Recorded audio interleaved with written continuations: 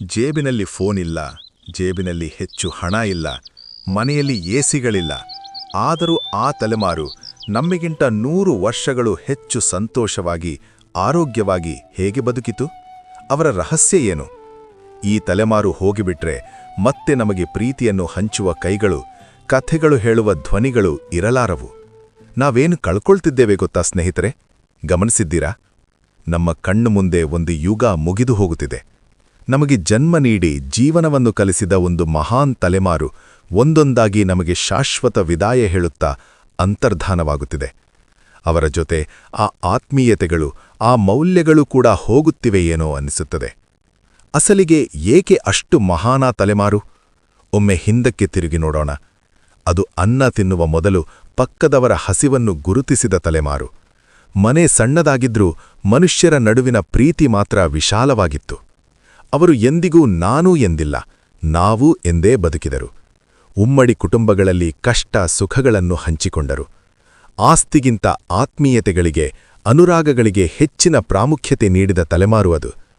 ಅವರಿಗೆ ದೊಡ್ಡ ದೊಡ್ಡ ಡಿಗ್ರಿಗಳಿರಲಿಕ್ಕಿಲ್ಲ, ಆದರೆ ಜೀವನ ಎಂಬ ಪುಸ್ತಕವನ್ನು ಸಂಪೂರ್ಣವಾಗಿ ಓದಿದ ತಲೆಮಾರು ಅದು.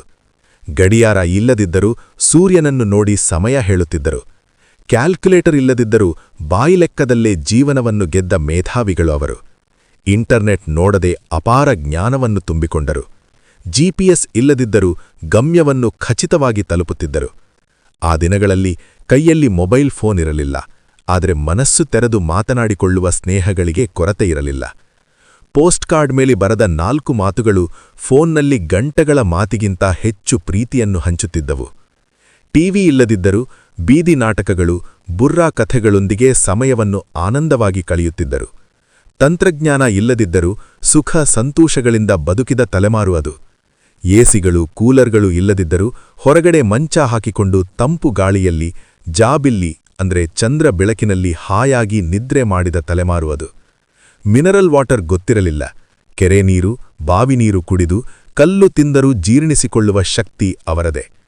ಪಿಜ್ಜಾ, ಬರ್ಗರ್ಗಳ ಬದಲು ಪೀಚು ಮಿಠಾಯಿ, ಪೇಳೆಗಳು ತಿನ್ನಿ ಸಂತೋಷವಾಗಿ ಬದುಕಿದರು. ಜಿಮ್ಗಳ ಕೆಲಸವಿಲ್ಲದೆ ಭಾರೀ ಕೆಲಸ ಮಾಡಿ ಬೆವರು ಸುರಿಸಿ 100 ವರ್ಷ ಆರೋಗ್ಯವಾಗಿ ಬದುಕಿದರು. ಅದಕ್ಕೆ ಅವರಿಗೆ ಇಂದಿನ ಬಿಪಿಗಳು, ಶುಗರ್ಗಳು, ಹೃದಯಾಘಾತಗಳು, ಕಾರ್ಪೊರೇಟ್ ಆಸ್ಪತ್ರೆಗಳು ಗೊತ್ತಿರಲಿಲ್ಲ. 6ನೇ 7ನೇ ವಯಸ್ಸು ಬರುವವರೆಗೆ ಮಕ್ಕಳ ಬಾಲ್ಯವನ್ನು ಆಟಪಾಠಗಳಿಂದ ತುಂಬಿಸಿದ ತಲೆಮಾರು ಅದು. ನಂತರ ಹಣವಿಲ್ಲದ ಸರ್ಕಾರಿ ಶಾಲೆಗಳಲ್ಲಿ ಓದಿಸಿ ದೊಡ್ಡ ಸಾಧಕರನ್ನಾಗಿ ಮಾಡಿದ ತಲೆಮಾರು ಅದು. ಆ ಕಾಲದಲ್ಲಿ ಶಿಸ್ತು ಬಹಳ ಮುಖ್ಯ.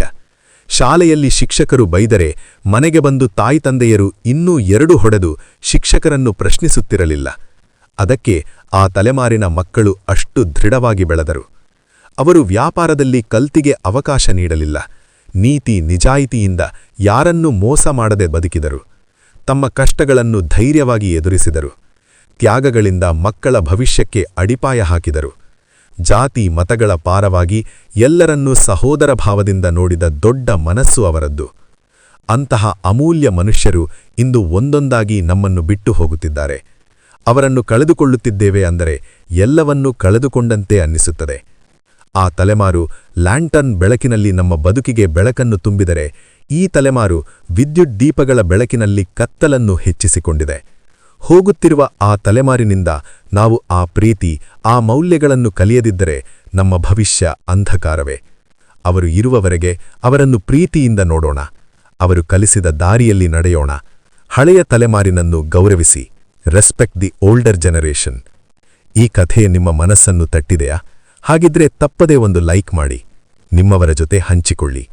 ಇನ್ನಷ್ಟು ಹೃದಯಸ್ಪರ್ಶಿ ಕಥೆಗಳಿಗಾಗಿ ನಮ್ಮ ಚಾನಲ್ ಅನ್ನು ಸಬ್ಸ್ಕ್ರೈಬ್ ಮಾಡುವುದು ಮರೆಯಬೇಡಿ.